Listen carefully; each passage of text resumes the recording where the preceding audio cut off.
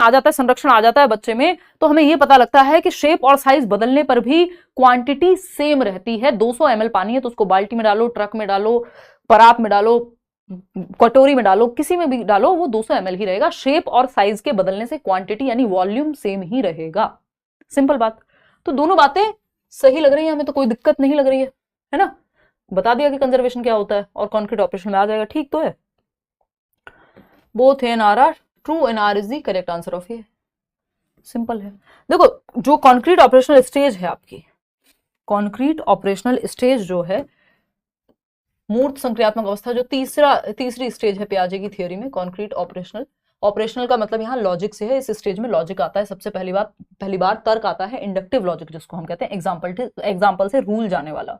3 और महत्वपूर्ण चीजें आती हैं, सी से याद रखिएगा ये स्टेज, और सी से ही है CCS, ठीक, कॉन्क्रीट ऑपरेशन में आती है ये तीनों ही चीजें। CCS ये वो चौधरी चरण सिंह यूनिवर्सिटी नहीं है, CCS ये आपका निमोनिक है पियाजे की थियोरी में। कंजर्वेशन जिसको हम बोलते हैं संरक्षण, कॉन्क्रीट ऑपरेशनल में आता है ये संरक्षण के। आप छोटे बर्तन से बड़े बर्तन में डालिए, क्वांटिटी जितनी उतनी रहेगी, शेप साइज बदलने से क्वांटिटी चेंज नहीं होती, मात्रा चेंज नहीं होती, तो ये है संरक्षण। ये संरक्षण का गुण आ जाएगा, रिवर्सिबिलिटी आ जाएगी, डिसेंटर करना आ जाएगा बच्चे में। क्लासिफिकेशन यानी चीजों को उनकी क्षमताओं के आधार पर बांट पाएगा बच्चा, कि अगर कोई ट्राइंगल है तो ट्राइंगल एक जगह, सर्कल एक जगह, स्क्वायर एक जगह। सीरिएशन है बढ़ते से घटते क्रम में, घटते से बढ़ते क्रम में, ये हो पाएगा, असेंडिंग डिसेंडिंग ऑर्डर। ये तीनों क्षमताएं 7 से 11 में आ जाती हैं। चलिए खैर आगे बढ़ते हैं नेक्स्ट क्वेश्चन पे। क्वेश्चन नंबर 20 देखिएगा, कवि क्या कहना चाहते हैं बताइएगा। क्वेश्चन नंबर 20 कह रहे हैं विच ऑफ द फॉलोइंग बेस्ट। देखिए लिमिटेड सेशंस होंगे एग्जाम तक, कोशिश रहेगी जितने ज्यादा हो पाए, बट फिर भी मुझे पता है मैं लिमिटेड ही ले पाऊंगी, लेकिन बेस्ट तरीके से होंगे, तो क्वालिटी पे ध्यान देना है और ठीक से क्वेश्चंस को फिर सॉल्व करना है, समझना है, ठीक। ये नहीं है कि नींद आ रही है, अच्छा 10 बज गए, लेट लतीफ हो सकते हैं, 10:30 बज गए, अच्छा सो जाते हैं। पेपर में अब 1 ही महीना है और 6 महीने मौका मिलता है, और नेक्स्ट टाइम सिलेबस चेंज हो क्या हो पता नहीं है, तो अपना हर बार बेस्ट देना है, और इतना मुश्किल एग्जाम नहीं है कि ना निकल पाए। निम्नलिखित में से कौन सा पियाजे के इस दृष्टिकोण का सबसे अच्छा वर्णन करता है कि बच्चे का अधिगम कैसे होता है, लर्निंग कैसे होती है। पियाजे इस पे क्या कहते हैं? चिल्ड्रन आर पैसिव नहीं हो सकता बच्चा, ये तो गलत हो गया। Children actively construct knowledge through interaction with their environment. हाँ, अपने वातावरण के साथ सक्रिय रूप से एक्टिविटी करके बच्चा नॉलेज को कंस्ट्रक्ट करता है, बात सही है। फिर भी देखते हैं थर्ड ऑप्शन, हमें बेस्ट ऑप्शन चूज करना है ना। लर्निंग इज सोनली बेस्ट ऑप्शन, या फिर वो ऑप्शन जो बाकियों को अपने अंदर समाहित कर ले। Learning is solely based on reinforcement and punishment की बात पियाजे वाइगोत्स्की कोई नहीं करेगा। दंड और पुरस्कार की बात व्यवहारवादी लोग करते हैं, ये है रचनावादी लोग, ये रचना की बात करते हैं। व्यवहारवादी लोग आदत डलवाने की बात करते हैं। फोर्थ ऑप्शन है cognitive development occurs automatically without environmental influence. ये कहना भी गलत होगा कि एनवायरमेंट का कोई इन्फ्लुएंस नहीं होता संज्ञान पे, ये कहना गलत होगा। तो second option is the right answer over here. ये नहीं कहा उन्होंने कि एनवायरमेंट इंपॉर्टेंट नहीं है, एनवायरमेंट इंपॉर्टेंट नहीं होता, सोशल एक्सपीरियंस या एक्सपीरियंस को वो क्यों महत्वपूर्ण मानते हैं उन 4 एलिमेंट्स में। क्वेश्चन नंबर 21 देखिएगा क्या कहता है। क्वेश्चन नंबर 21 ये कह रहा है given below are some terms in front of which some years are mentioned, according to you which of the following is incorrect. गलत पहचानना है कि किस टर्म के बारे में, किस एक तथ्य के बारे में कौन सी एज ग्रुप को गलत लिखा गया है। सामूहिक एकलाप, बहुत अच्छा क्वेश्चन है, ध्यान से देखिएगा, नई चीजें सीखने को मिलेंगी आपको। ये कहता है कि कलेक्टिव मोनोलॉग, सामूहिक एकलाप बोलते हैं इसको, 2 से 7 वर्ष कि सब बच्चे आपस में अपने आप कुछ कुछ बोल रहे हैं, कोई किसी से बात नहीं कर रहा है, लेकिन 4 बच्चे यहाँ खेल रहे हैं और वो सब अपने आपस में बातें करने में लगे हुए हैं। या फिर क्लासरूम है, टीचर को जाना है, उससे पहले शोर आ रहा है और कोई किसी से बात नहीं कर रहा है, पता नहीं सब अपने आप से बातें कर रहे हैं। कलेक्टिव मोनोलॉग बोलते हैं कि जब बहुत सारे लोग एक साथ मिलकर के आपस में बातें नहीं कर रहे हैं लेकिन कुछ कुछ बोल रहे हैं। जैसे वो पहाड़े नहीं होते थे, यानी टेबल नहीं होते थे स्कूल में, गांव के स्कूल में स्पेशली, 2 एकम 2 2 दूनी 4, पूरा स्कूल चिल्ला रहा है एक साथ, है ना, कोई किसी से बात थोड़ी कर रहा है। कलेक्टिव मोनोलॉग है वो। मोनोलॉग क्या है? वो कार्तिक आर्यन वाली कौन सी मूवी है, वो प्यार का पंचनामा, जिसमें वो एक आलाप, वो मतलब एक तरह का ही एक कहानी है उनकी जो खुद से ही बोले जा रहे हैं, किसी का जवाब नहीं चाहिए वहां पे।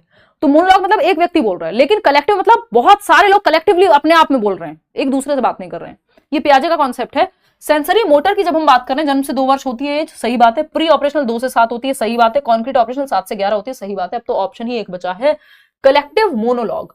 कलेक्टिव मोनोलॉग, सामूहिक एकलाप दिया तो ये पियाजे ने ही है, लेकिन इसका जो एज ग्रुप है वो प्री ऑपरेशनल स्टेज के शुरुआती सालों में होता है, 2 से 4 वर्ष के बीच में, या 3 से 5 मैक्सिमम, उसके बाद नहीं होगा।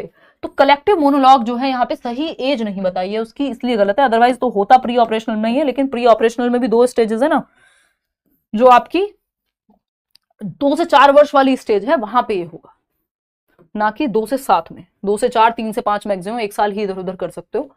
क्वेश्चन नंबर 22 देखिएगा, दिया पियाजे ने ये कलेक्टिव मोनोलॉग। क्वेश्चन नंबर 22 देखिएगा और जवाब दीजिएगा। In Piaget's theory the term egocentrism in the preoperational stage refers to, यानी जो आपका अहम केंद्रितावाद है पियाजे की थियरी में, जो प्री ऑपरेशनल स्टेज में आता है, उसका मतलब क्या है। ईगोसेंट्रिज्म का मतलब बच्चा खुद सेल्फ सेंटर्ड है, दूसरे के परसेप्शन को नहीं देखता, उसको लगता है जो कार्टून मुझे पसंद है वो मम्मी पापा भाई बहन चाचा ताऊ दादा दादी सबको पसंद होना चाहिए। अगर मेरे फेवरेट डोरेमोन के बारे में कुछ बोल दिया तो रोने लग जाएगा। जो चॉकलेट बच्चे को पसंद है वो सबको पसंद होनी चाहिए, यानी उसको लगता है जैसे मैं सोचता हूं वैसे ही सब सोचते हैं, यानी वो सेल्फ सेंटर्ड है।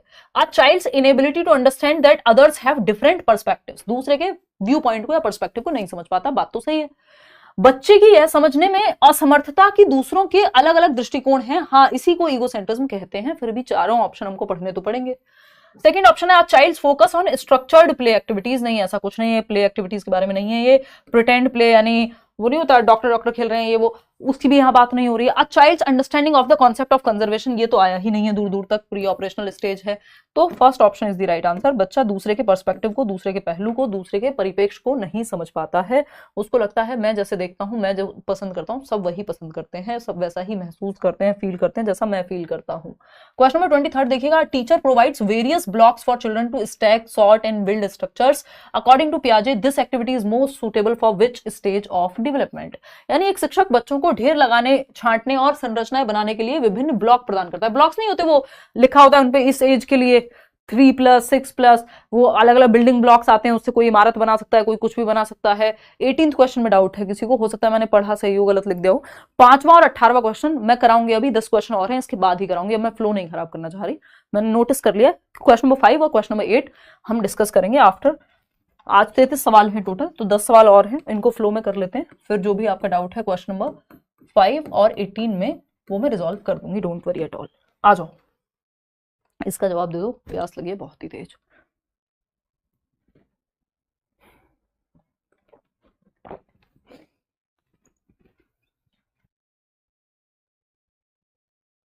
कोई कह रहा है बिहेवियरिस्ट का लगा दिया, हाँ हो सकता है बोला सही हो और गलत टिक कर दिया हो, कई बार फ्लो में ऐसा हो जाता है, मैं चेक कर लूंगी अभी।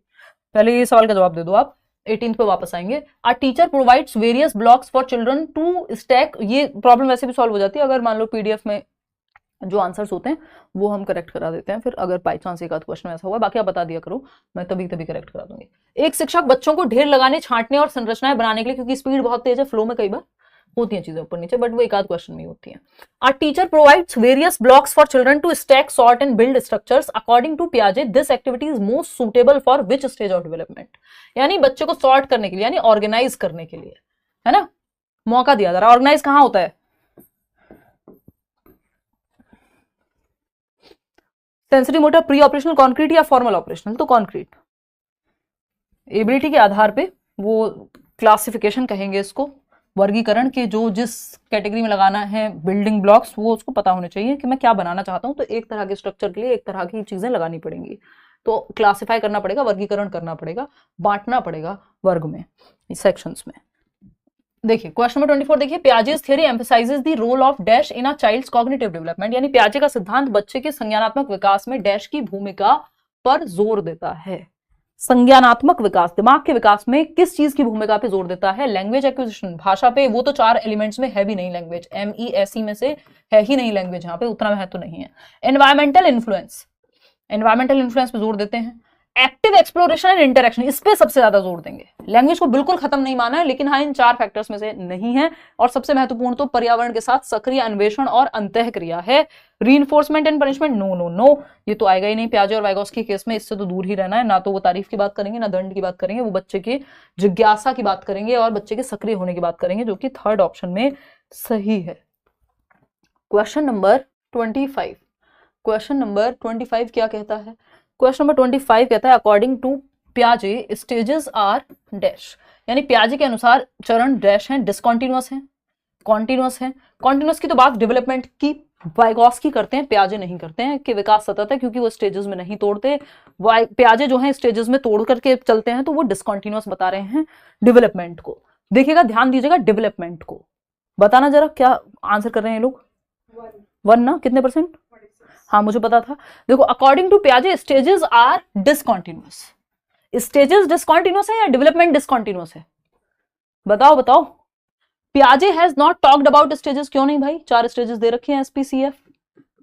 स्टेजेस आर यूनिवर्सली सेम, सार्वभौमिक रूप से समान है पूरी दुनिया में। Sensory motor, pre operational, concrete operational, formal operational, these are the 4 stages for all the children, चाहे वो किसी दुनिया मतलब किसी देश के हों या कंट्री के हों, मतलब वॉट एवर।